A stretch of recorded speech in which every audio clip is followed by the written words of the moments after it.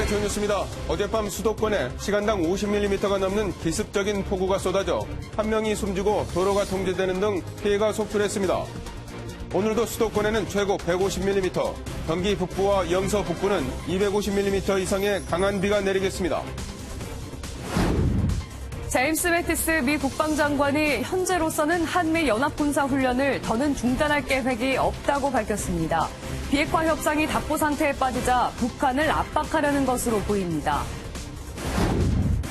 마이크 폼페이오 국무장관의 4차 방북 취소는 김영철 북한 노동당 부위원장이 보낸 편지 때문이라는 외신 보도가 나왔습니다.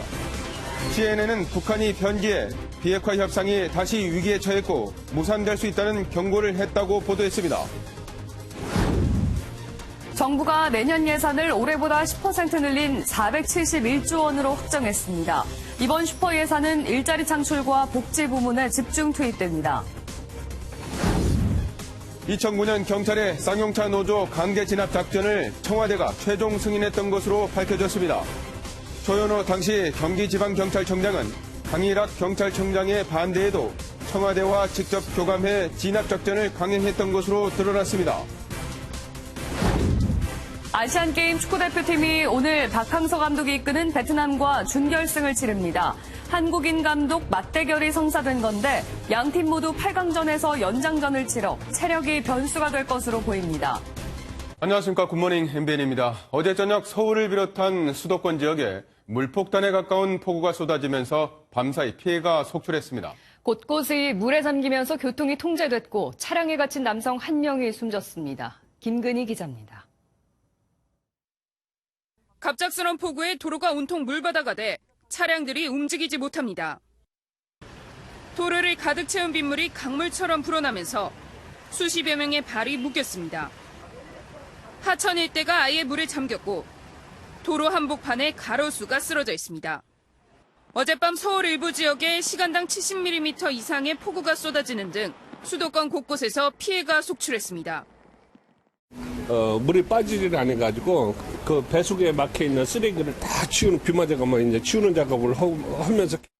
어젯밤 9시 서울 중랑천에서 원룸교 아래 주차된 차량들이 물에 잠겨 49살 김모 씨가 숨지고 2명이 병원으로 옮겨졌습니다.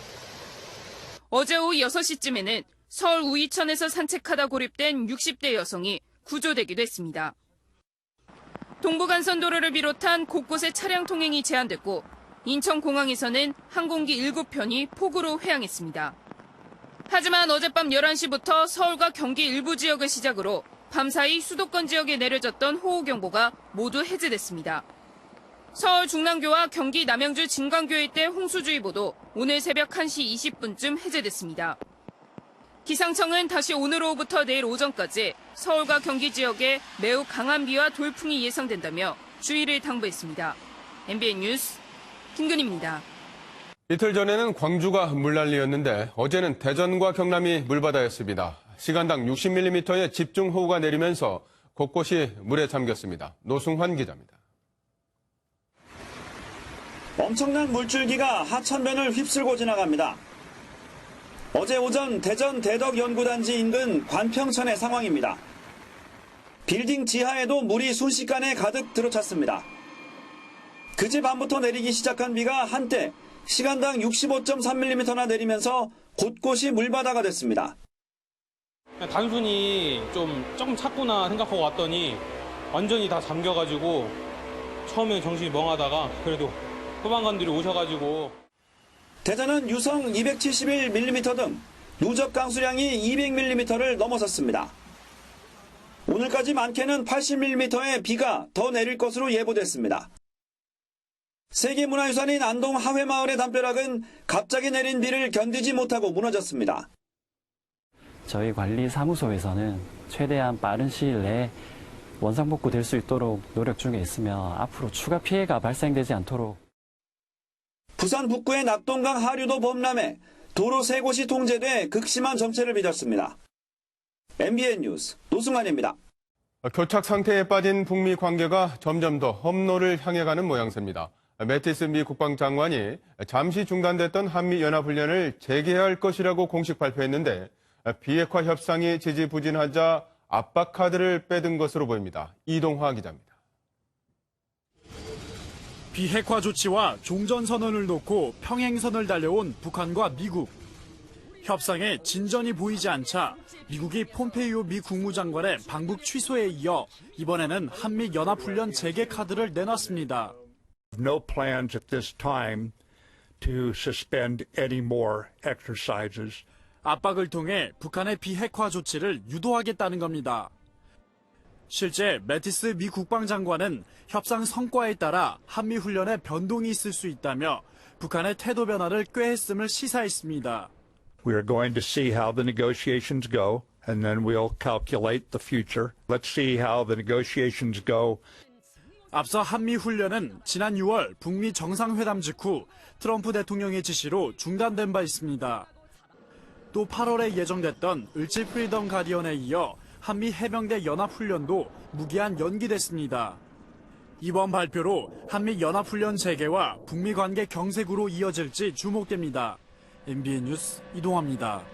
국가정보원은 북한 비핵화의 1단계 목표에 대해 전체 핵무기 가운데 60%를 폐기하는 수준이라고 밝혔습니다.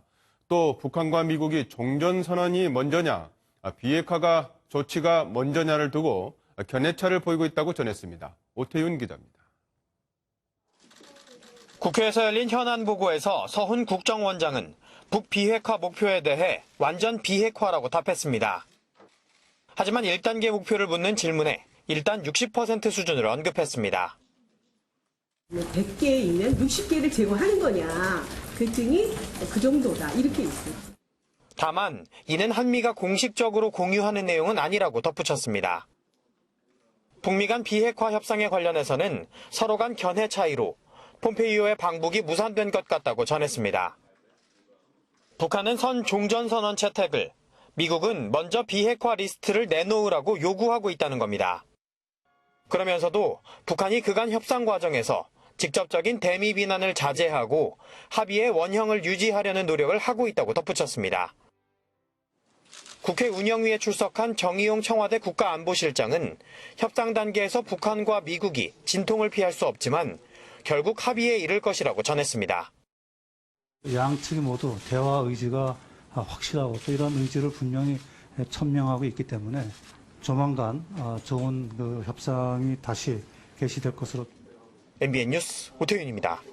국정원은 북한산 석탄 반입 가능성을 지난해 10월 청와대에 보고했다고 밝혔습니다. 또 이 사실을 관세청 등 다른 기관에도 알렸다고 밝혔습니다. 이동석 기자입니다. 국정원은 북한산 석탄 밀반입 가능성을 지난해 10월 이미 청와대에 보고했다고 확인했습니다. 대통령한테 보고가 됐느냐 안 됐느냐. 국정원장의 답변은 국가안보실에 보고를 했는데 국가안보실에 보고한 것은 대통령께 보고하는 것과 다름 아니다.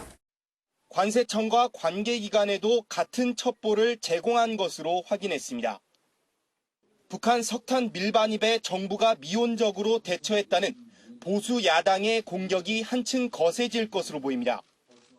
대북 제재 위반 여부를 두고 미국과 시각차를 보이고 있는 것으로 알려진 남북 연락사무소 설치에 대해 국정원은 위반이 아니라고 판단했습니다. 남북 연락사무소는 유엔 제재 사항이 아니라고 판단한다가 국정원의 판단입니다.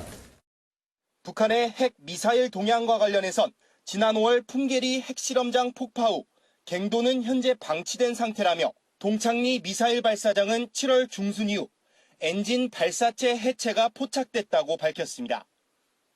또 북한이 경제에 집중하고 있다며 올해 수요의 85% 수준인 480여만 톤의 식량을 확보했다고 밝혔습니다. MBN 뉴스 이동석입니다. 이런 가운데 청와대는 북미 간 대화의 판이 깨진 건 아니라면서 당장 다음 달 남북 정상회담에도 영향은 없을 것으로 내다봤습니다. 오지혜 기자입니다. 청와대가 다음 달 남북 정상회담에서 본격적인 비핵화 중재에 나설 것으로 보입니다. 어제 국회에 출석한 정의용 국가안보실장은 우리 정부가 비핵화를 위해 주도적 역할을 할 것이며 회담도 예정대로 준비하고 있다고 밝혔습니다. 9월 중에 평양에서 개최하기로 이미 남북 간에 합의를 했고 또 그렇게 발표를 했습니다. 그러한 약속들이 이행될 것으로 보고 있습니다. 청와대는 또 폼페이오 미 국무장관의 방북 취소는 사안의 중대성에 비춰볼 때 진통은 불가피하다고 분석했습니다.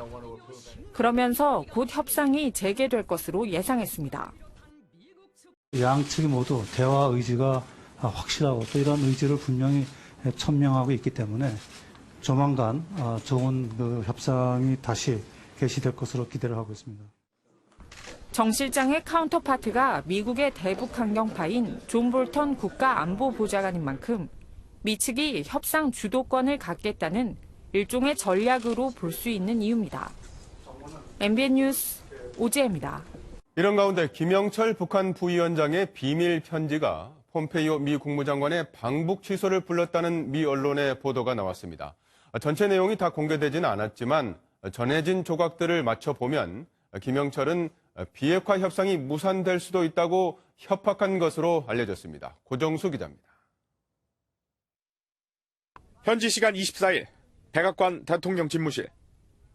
특별한 의미로 공개되는 대통령 전용 책상. 일명 결단의 책상을 둘러싼 트럼프 대통령과 대북 핵심 5인방은 예정된 마이크 폼페이오 국무장관의 4차 방북 취소를 결정했습니다. 미 워싱턴 포스트는 미 행정부 관료를 인용해 비핵화를 독려하는 트럼프 대통령의 친서에 대한 답신으로 김영철 북한 노동당 부위원장이 전한 밀서가 취소의 배경으로 작용했다고 보도했습니다. 정확한 내용이 다 파악되진 않았지만 방북을 취소할 만큼 호전적인 내용이었던 겁니다. 미 CNN 방송은 이에 대해 김 부위원장이 비핵화 협상이 다시 위기에 처했으며 무산될 수도 있다고 밝혔다고 전했습니다. 사실상 협박했다는 취지입니다. Because the North Koreans indicated that he would perhaps walk away once again empty-handed, as he did in early July when he was widely perceived to have been snubbed by the North Korean leader Kim Jong-un. 평화협정을 위한 미국의 진전된 조치가 북한의 기대를 충족시키지 못해 북한은 협상이 앞으로 나아가지 못하고 있다고 느낀다는 내용도 담겼다고 전했습니다. CNN의 밀서 내용을 전한 대북 소식통은 비핵화 협상이 무너지면 북한은 핵과 미사일 활동을 재개할 것으로 내다봤습니다. MBN 뉴스 고정수입니다. 정부가 내년도 예산안을 올해보다 무려 10% 가까이 늘린 471조 원으로 확정했습니다. 10년 만에 증가폭이 가장 큰 건데 이 경제의 역동성을 불어넣기 위해 슈퍼 예산을 쏟아붓겠다는 의지로 풀이됩니다. 먼저 김경기 기자입니다. 정부가 발표한 내년도 살림살이 규모는 470조 5천억 원. 올해보다 9.7% 늘어난 것으로 글로벌 금융위기에 대응했던 2009년 이후 증가율이 가장 높습니다. 정부는 크게 늘어난 내년 예산을 당면한 구조적 문제에 집중 투입합니다. 먼저 일자리 분야에 올해보다 22% 늘린 23조 5천억 원을 투입해 노인과 여성 등 90만 개 이상의 일자리를 만들기로 했습니다. 성장 분야도 투자 규모를 늘렸습니다. 산업중개에너지 분야에 14% 늘어난 18조 6천억 원을 투입하고 데이터와 AI 등 플랫폼 경제, 미래차 등 8대 선도 사업 지원을 위해 R&D 분야에 20조 원 이상을 편성했습니다. SOC에도 생활 SOC라는 이름으로 중기계획보다 1조 5천억 원을 더 투자하기로 했습니다. 근로자 가구와 근로자 외 가구의 소득이 함께 높아질 때 비로소 소득주도 성장의 기반이 마련된다고. 국내 총생산에서 세금 수입이 차지하는 조세 부담률은 내년에 사상 처음 20%를 넘어서면서 1인당 578만 원으로 높아질 것으로 예상됩니다. MBN 뉴스 김경기입니다. 역사적인 남북정상회담 이후 첫 예산인 만큼 내년 대북 예산에도 관심이 쏠립니다. 판문점 선언의 후속 조치와 관련된 분야는 크게 늘었지만 북한 인권재단 출범이나 식량 지원 예산은 대폭 줄었습니다. 황재헌 기자가 보도합니다. 지난주 3년 만에 부활해 전 국민의 눈물샘을 자극했던 이산가족 상봉행사. 통일부는 내년 행사는 상봉 횟수를 2배로 늘리고 이산가족의 고향 직접 방문도 추진하겠다는 밑그림을 그렸습니다. 따라서 상봉 관련 예산도 올해의 3배인 330억 원으로 늘렸습니다. 판문점 선언 후속 조치인 북한의 철도와 도로 현대화 등에 사용될 경협 예산 역시 올해보다 46% 증가한 5,043억 원이 됐습니다. 추진 가능한 사업들은 남북 간 협의를 통해 진행하되 향후 북한 비핵화 논의가 진전되는 상황에 따라 본격적으로 추진해 나갈 계획입니다. 반면 전 정부에서 추진했던 북한 인권재단은 관련 예산이 90% 깎이면서 사실상 출범이 무기한 연기됐습니다. 또 북한에 매년 보내던 쌀 등 식량 30만 톤도 10만 톤으로 그 양을 대폭 줄였습니다. 통일부 관계자는 물고기를 잡아 북에 그대로 주기보다 남북이 함께 잡는 방식으로 예산 편성의 방향을 설계했다고 설명했습니다. MBN 뉴스 황지연입니다. 앞서 들으신 것처럼 일자리에 쓰이는 돈은 23조 5천억 원이 될 텐데요. 지금 있는 일자리 예산도 제대로 쓰지 못해서 남아돌고 있다는 지적입니다. 정설민 기자가 보도합니다. 내년 일자리 예산 23조 5천억 원 가운데 일자리 안정 자금은 2조 8,200억 원입니다. 내년 최저임금이 8,350원으로 오른 뒤 고용을 유지하면 한 사람당 월 13만 원에서 15만 원을 사업주에게 지원합니다.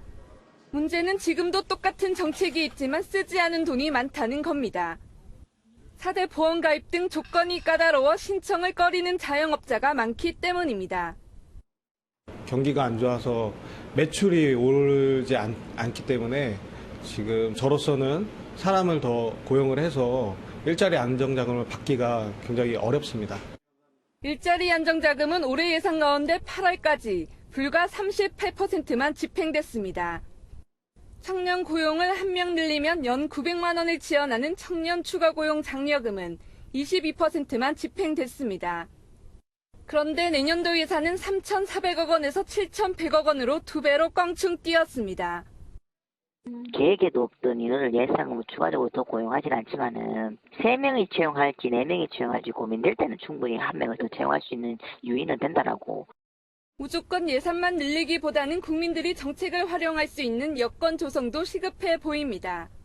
MBN 뉴스 정상민입니다. 어제 3명의 청와대 실장들이 일제히 국회 운영위에 출석했습니다. 이 중 장하성 정책실장에게 야당의 공세가 집중되는데 이 소득주도 성장 추진 의지는 굽히지 않았습니다. 안보란 기자입니다. 국회에 출석한 장하성 청와대 정책실장은 소득주도 성장이 최근 논란이 된 데 대해 무거운 마음을 내비쳤습니다. 요새 실장님 이름 3글자가 정말 그 세간에서 핫한데요. 어떻게 그 실감하시죠? 네, 책임감이 매우 무겁습니다. 하지만 소득주도 성장을 일관되게 추진해야 한다는 뜻은 굽히지 않았습니다. 정책으로 인해서 오히려 고통받는 분들을 위해서 세심한 배려를 하도록 하겠습니다. 최저임금 인상이 고용에 악영향을 준다는 분석엔 적극 반박했습니다. 최저임금 인상 부분을 주범으로 몰면서 소득주도 경제 성장론은 실패했다고 단정짓고 총공세를 펴고 있습니다. 동의하십니까? 그것이 이번 고용의 모든 원인이라고 단정할 수는 없고요. 여당도 이런 장 실장을 옹호하고 나섰습니다. IMF에서 지금 몇 년째 소비주도 성장을 권고한 사실이 있지 않습니까? 네, 그렇습니다. 그 소비주도 성장하고 우리 소득주도 성장은 뭐 근본적으로 다른 건가요? IMF가 좌파입니까? 김동연 경제부총리와의 엇박자 논란에 대해선 경제 현상이 복잡해 다른 의견이 있을 수도 있고 실제 있다면서도 부총리와는 정례 모임을 하기로 했다며 적극 해명했습니다. MBN 뉴스 안보라입니다. 국회 운영위에서 여야는 청와대가 통계청장을 교체한 걸 두고도 맞붙었습니다. 임종석 비서실장은 통상적인 차관급 인사일 뿐 정치적 고려가 아니라고 거듭 강조했지만 파행 직전까지 갈 정도로 공방이 치열했습니다. 박유영 기자입니다. 지난주까지만 해도 국회에 출석해 통계 보완 대책을 밝혔던 황수경 전 통계청장. 올해 말에 상품 구성을 좀 바꿀 생각인데요.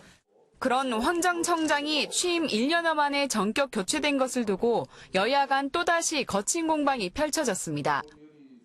다른 사람은 통계청장 되고 한 2년 하는데 이분은 보니까 13개월밖에 안 했어요. 장을 포함한 차관급 인사를 이제 지난주에 첫 발표하고 현재 진행 중에 있습니다. 특정한 어떤 정치적 고려나 사건 때문에 인사를 하고 있는 것은 아닙니다, 의원님. 여당은 급기야 대통령의 고유 권한인 인사권 침해라고 공세를 가했고 인사권은 대통령에 있는 건데 이건 전형적인 정치 공세이자 인사권 침해라는 면에서 유감을 표하면서 이에 야당이 거세게 항의하면서 운영위가 파행 직전까지 가는 살벌한 분위기가 펼쳐졌습니다. 언론에서도 많이 인사 교체에 대해서 의구심을 많이 가지고 있습니다. 흠평하는 것은 바람직하지 않다는 얘기예요. 자, 여기까지 하겠습니다.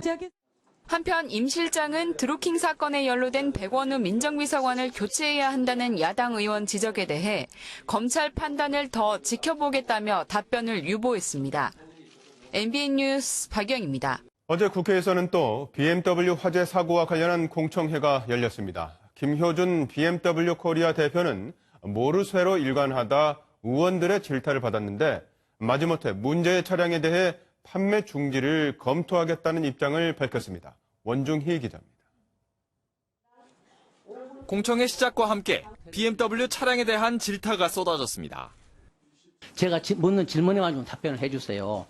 냉각수가 누설되지 않아도 불이 날 수 있다고 하는 의견에 대해서는 동감을 하십니까? 안 하십니까? BMW사의 결함 은폐 의혹에 대한 지적도 나왔습니다.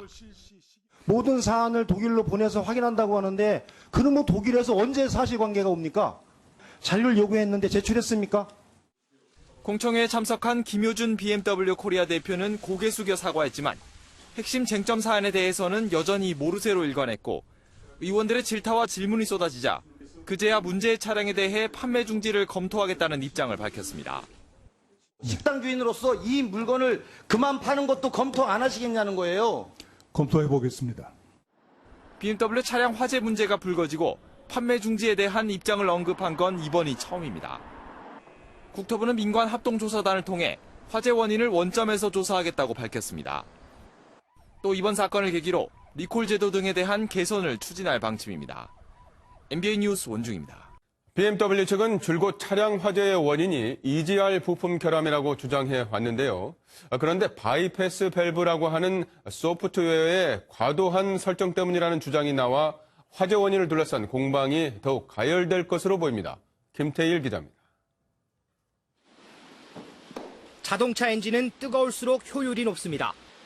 그래서 자동차 시동을 걸 때 EGR 내부에 있는 바이패스 밸브라는 걸 열어 뜨거운 배기가스를 엔진룸에 주입해 엔진 온도를 빠르게 끌어올립니다.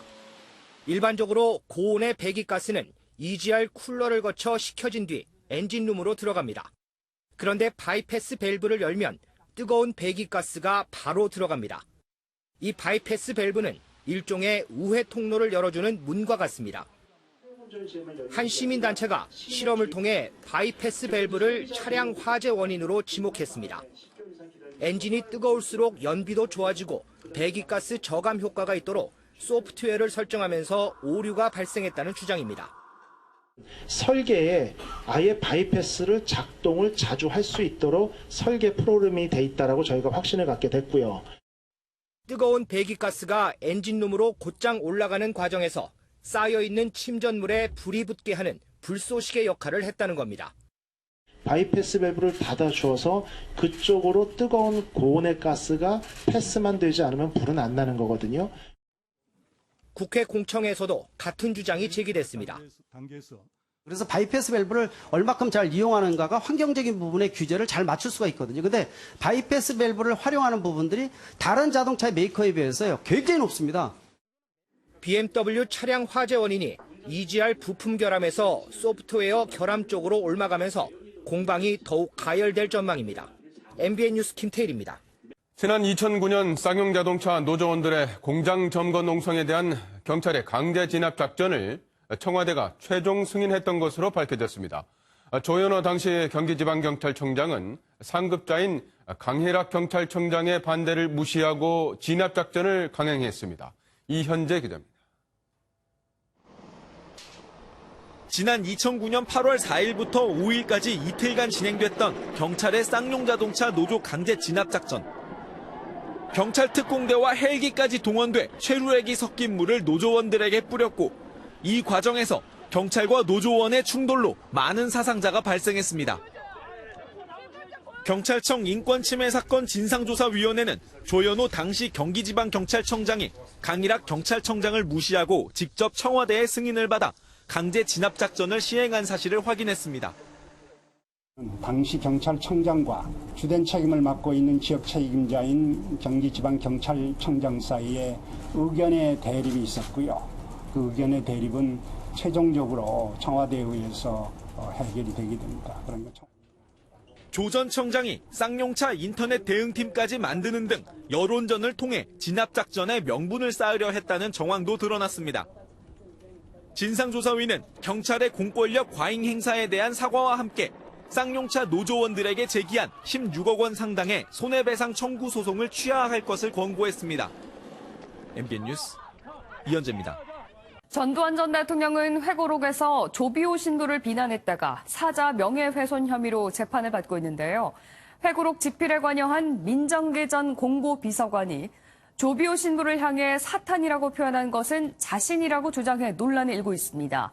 이게 만일 사실이라면 재판에 또 어떤 영향을 미칠지 조성진 기자가 취재했습니다. 사자 명예훼손 혐의로 재판에 넘겨진 전두환 전 대통령의 회고록이 대필 공방에 휩싸였습니다. 전두환 회고록 집필에 관여한 민정기 전 공보비서관은 조비오 신부를 사탄으로 표현한 대목에 대해 자신이 작성했다고 주장했습니다. 전 전 대통령이 직접 표현하지 않았지만 자신이 그 뜻을 헤아려 해당 대목을 집어넣었다는 겁니다. 기록 같은 거 자료 확인할 거 있으면 확인도 하고 문장도 좀 다듬고 이래가지고 마지막 그런 책임 정리를 내가 책임지고 해서 출판을 하라 그렇게 이름을 하셨어요. 그래서 내가 다 한 거죠.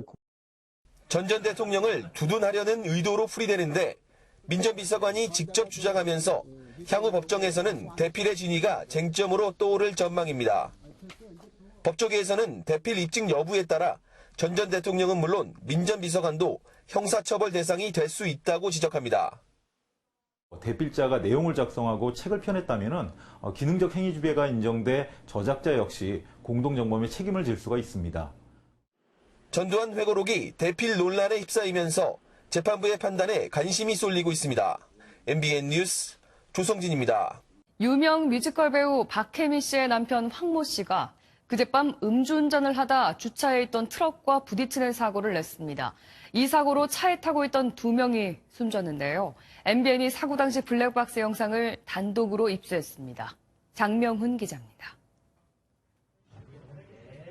다른 차들을 추월하며 빠르게 도로를 주행하는 한 차량. 잠시 뒤 차선을 변경하는 순간 주차된 차량과 그대로 부딪힙니다. 배우 박혜미 씨의 남편 황모 씨가 몰던 차량의 블랙박스 영상입니다.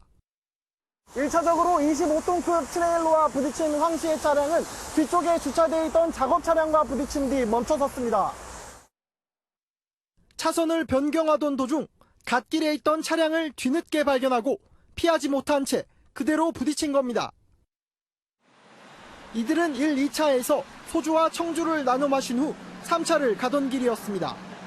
뮤지컬 하는 사람들이잖아요. 그러니까 뮤지컬 연습을 하다가 어디 가가지고 축구를 봤다는 거야. 축구가 끝나고 이제 조금 더 마신 것 같아요, 술을. 가다가 사고 당시 황 씨의 혈중 알코올 농도 수치는 0.104%, 면허 취소 수준의 만취 상태였습니다.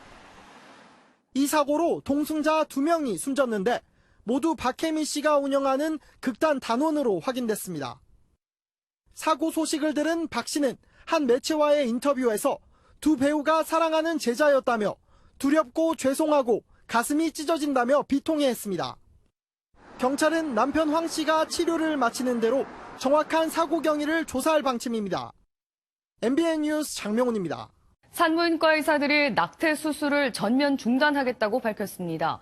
보건복지부가 낙태 수술을 비도덕적 진료 행위로 규정하고 수술한 의사에게 자격을 1개월간 정지하기로 한 데 대해 반발한 겁니다. 김현 기자의 보도입니다. 산부인과 의사들이 낙태 수술 전면 중단을 선언했습니다.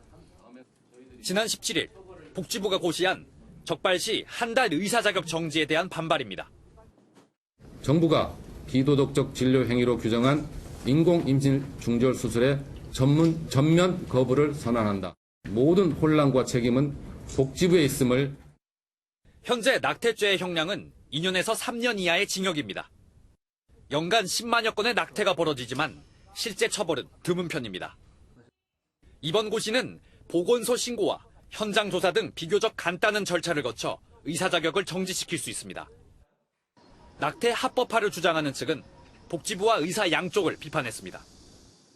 의사들은 그냥 자신들의 이익을 위해서 여성의 목숨을 담보로 잡은 것에 불과하다고 지적받고 고치기로 한 법안을 이렇게 일방적으로 통보하듯이 시행하는 것은 절차적으로도 문제가 많습니다. 복지부는 헌법재판소의 낙태죄 위헌 여부 결정을 애타게 기다리고 있습니다. 저도 지금 답답한 게 좀 났으면 좋겠어요, 빨리. 근데 사실 그거는 저희 소관이 아니라서 사실 노래가 좀 이루어져야 되지 않을까. 위헌 여부 결정은 9월 이후 구성될 다음 재판부가 맡게 됩니다. MBN 뉴스 김현입니다.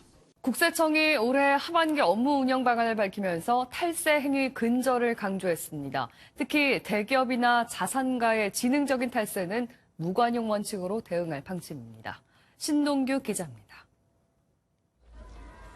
물컵 갑질 논란으로 최근 자리에서 물러난 조현민 전 대한항공 전무겸 전 진에어 부사장. 퇴직금만 대한항공에서 6억 6천만 원, 진에어에서 6억 3천만 원으로 모두 13억 원에 육박합니다. 30대에 임원을 달고 기업 이미지 추락은 아랑곳 없이 천문학적인 돈을 챙긴 겁니다. 이처럼 오너일가 자녀에 과도한 급여를 지급하거나 편법으로 경영권을 승계하는 등 탈법적인 사익 추구 행위를 국세청이 철저히 검증하기로 했습니다. 법망을 교묘히 피해가며 배를 불리는 일을 더는 좌시하지 않겠다는 선언으로 해석됩니다. 조세회피처나 해외법인을 이용한 탈세는 물론 대기업 공익법인이 사실상 재벌 총수 일가의 뒷주머니 노릇을 하는지도 집중 점검합니다. 역외 탈세, 대기업 대자산가의 탈세 등 반사회적인 지능형 탈세에는 무관용의 원칙으로 엄정 대응해야 합니다.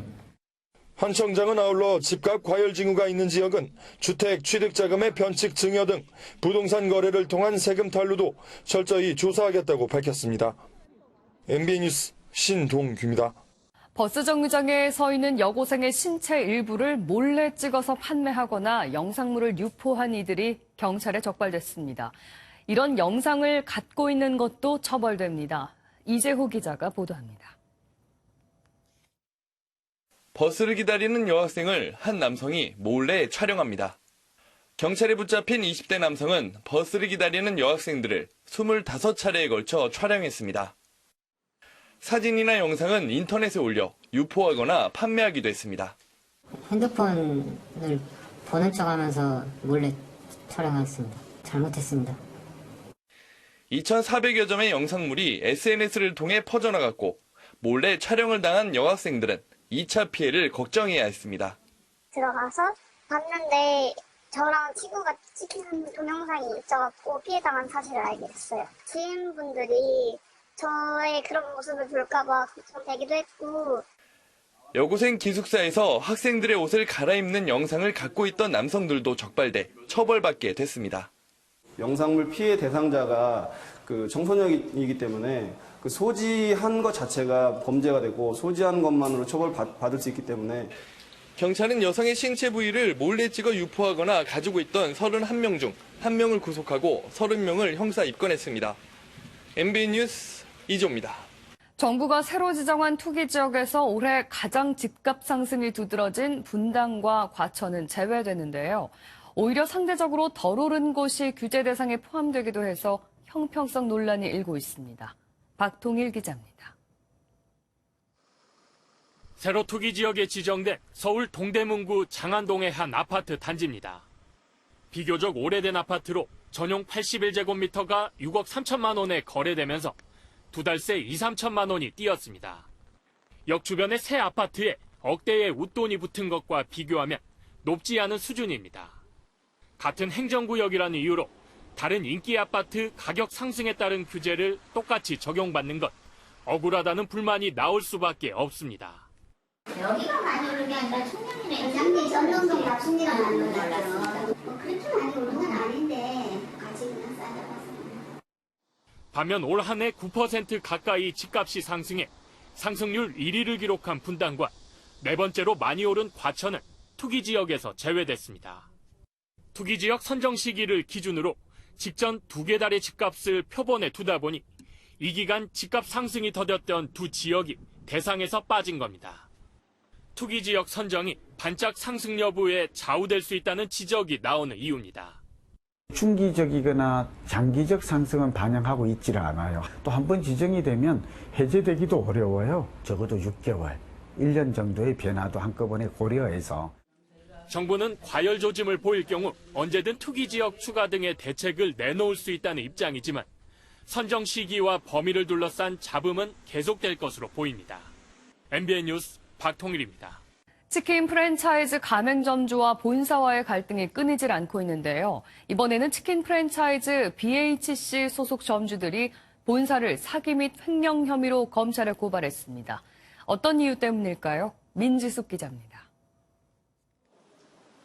치킨 프랜차이즈 BHC의 전국 가맹점 협의회가 본사를 횡령과 사기 혐의로 검찰에 고발했습니다. 가맹점주들은 먼저 외국계 사모펀드인 본사가 가맹점으로부터 업계 평균의 약 3배에 달할 정도로 많은 이익을 가져간다고 지적했습니다. 특히 본사가 닭 한 마리당 400원꼴로 가맹점에서 204억 원의 광고비를 걷어간 뒤 이를 횡령했다고 고발장에서 주장했습니다. 본사는 여태껏 불분명한 광고비를 가맹점주 전체들의 동의도 없이 수취해 갔습니다. 광고비에 대한 정보마저도 일철 공개하지 않았습니다. 브랜드 수수료 외에 과도한 물류 비용들을 가맹점주들에게 강요를 하는 관행이 있었고 불투명한 명목으로 가맹점주들에게 돈을 걷어서 다른 용도로 전용하는 사례들이 많이 있었습니다. 가맹점주들은 튀김류 가격을 본사가 2배로 부풀려 폭리를 취했다는 주장도 제기했습니다. 경쟁사가 38,000원 정도에 공급하는 거에 반해서 큰 차이가 없는 튀김용 기름을 67,000원에 공급하고 있습니다. 본사는 이미 공정거래위원회의 조사를 받아 문제가 없었다고 반박했지만 공정위는 광고비 사용 내역을 공개하지 않은 것에 대해 과징금을 부과했고 횡령 혐의에 대해서는 조사 권한이 없다고 선을 그었습니다. 투명하지 못한 본사와 가맹점 간의 이익 구조에 대한 형사고발이 어떤 결론을 가져다 줄지 주목됩니다. MBN 뉴스 민지숙입니다. 국내 클래식계를 이끌어갈 젊은 음악가를 육성하는 콩쿠르가 열렸습니다. 치열한 경쟁을 뚫은 참가자들이 아름다운 선율을 선사했습니다. 이상은 기자입니다. 아름다운 비올라 선율이 무대 위에 울려 퍼집니다. 왈튼의 콘체르토입니다. 이어 라흐마니노프의 곡을 웅장한 목소리로 소화합니다. 내가 너무 본선에 어려운 노래를 좀 정했나 할 정도로 좀 힘들었는데 끝나고 나서 이제 인사할 때 관객분들이 그래도 많은 박수를 쳐주셔서 좀 힘이 났습니다. 올해로 27회를 맞은 성정 전국음악 콩쿠르 대상전 위너 콘서트 현장입니다. 바이올린, 비올라, 성악, 첼로, 클라리넷, 플룻, 피아노 등 7개 부문으로 나눠 진행된 대회에 1,152명이 참가했고 5명의 최우수상 수상자가 선정됐습니다. 꿈나무를 발굴하고 그 꿈나무를 세계적인 음악가로 키워주는데 그 중요한 의의가 있다고 보면 되겠습니다. 젊은 음악인을 발굴해서 도전의 기회를 주는 이런 음악회 또 콩쿠르 이런 것들을 저희는 적극 지원하고 후원할 생각입니다. 재단은 앞으로도 젊은 음악인의 양성을 위해 콩쿠르 등 다양한 기회를 마련하겠다고 밝혔습니다. MBN 뉴스 이상은입니다. 미국에서 9살 어린이가 스스로 목숨을 끊는 사건이 발생했습니다. 동성애자임을 스스로 친구들에게 알렸다가 집단 괴롭힘을 당하자 벌인 일인데요. 아이의 가족들은 물론 지역사회도 충격이 큽니다. 최은미 기자입니다. 로봇과 음악을 좋아하는 저멜 마이스. 유튜브 스타가 돼 엄마에게 새 집을 선물해주는 게 꿈인 평범한 9살 소년인데 지난 23일 학교를 마치고 집에 돌아온 뒤 스스로 목숨을 끊었습니다. 학교에서 자신이 동성애자라는 사실을 당당하게 고백했지만 친구들로부터 집단 괴롭힘을 당하자 큰 상처를 입은 겁니다. My son told my oldest daughter, the kids at school told him to kill himself. 친구들에게 커밍아웃을 하기 전 먼저 이 사실을 알렸을 때 용기를 줬던 엄마는 충격이 큽니다. He looked so scared when he told me. He was like, Mom, I'm gay. And I just looked at him, I was like, I still love you. 하지만 저멜은 극단적 선택을 하기까지 자신의 힘든 상황을 가족들에게 제때 알리지 않은 것으로 전해졌습니다. So a lot of schools are pursuing anti-bullying programs, and every school really ought to build this. 마일스의 가족들은 아들의 죽음이 집단 괴롭힘에 대한 경각심을 다시 일깨우는 계기가 되길 바란다고 호소했습니다. MBN 뉴스 최은미입니다. 북한에서 군사시설 촬영 혐의를 받아 구속됐다가 풀려난 것으로 알려진 일본인 남성이 어젯밤 일본에 귀국했습니다. 남성의 건강 상태에는 문제가 없는 것으로 전해진 가운데 일본 외무성은 남성의 구속과 석방 경위와 북측의 의도에 대해 조사할 계획입니다. 다음은 화제 영상입니다. 가수만 무대에 오르라는 법은 없지만 이런 법은 더더욱 없습니다. 진정한 팬이라면 이런 행동은 삼가야겠죠. 공연이 한창인 무대 위로 누군가 올라갑니다. 당황스러울 겨를도 없이 너무 순식간에 아무렇지 않게 말이죠. 하지만 무대 위 상황은 심상치 않은데요. 놀란 댄서들이 남성을 뒤쫓아갑니다. 비욘세와 제이지 부부의 공연장에서 벌어진 이 사건. 이들의 광팬으로 알려진 남성은 곧바로 체포됐다고 하네요. 경찰이 되라고 실컷 가르쳐놨더니 도둑이 돼서 돌아온 사람이 있습니다. 이제 경찰의 꿈은 물 건너갔네요. 문을 열자마자 냅다 달리는 남성. 그를 뒤쫓는 건 다름 아닌 경찰인데요. 도망치던 남성은 급기야 경찰을 향해 총까지 쏩니다. 용의자는 대형 마트에서 도둑질을 하다 덜미가 잡혔는데요. 잡고 보니 불과 10주 전 경찰학교를 나온 졸업생이었습니다. 졸업장 잉크도 마르기 전에 이게 무슨 일인가요? 어제 서울은 올해 첫 호우 경보가 내려지고 또 곳곳에는 홍수주의보가 발표되는 등 중부부 지방에 엄청난 양의 비가 쏟아졌습니다. 지금까지 고양시 주교에는 265.5mm, 철원 동송과 의정부에도 200mm 이상의 많은 비가 쏟아졌는데요.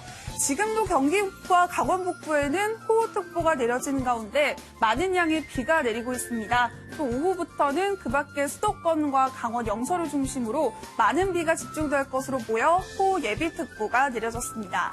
오늘도 중북부에 가장 많은 비가 내리겠습니다. 내일까지 경기 북부와 강원 영서 북부에는 최고 250mm 이상, 그 밖에 경기 남부와 강원 영서 남부에는 80에서 150mm, 그 밖의 지방은 30에서 80mm의 많은 비가 내리겠습니다.